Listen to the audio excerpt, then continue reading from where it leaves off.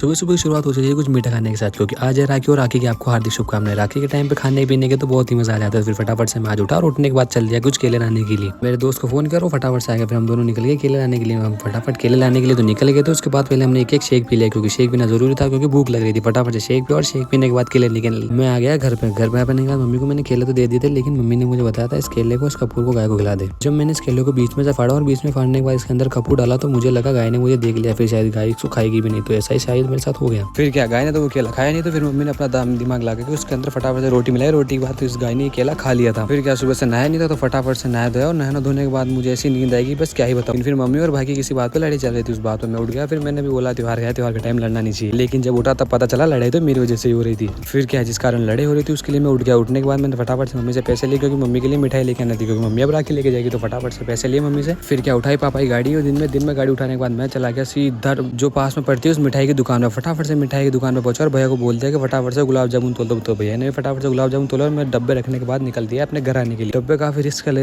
आ रहा था, क्योंकि मैं 4-5 डब्बे मेरे पास थे और एक हाथ से मैं ब्लॉग बना रहा था। उठ के देखा तो मेरी आंखों में पता नहीं फुंसी जैसा हो गया, पता नहीं क्या हो गया। आप बताओ कमेंट में।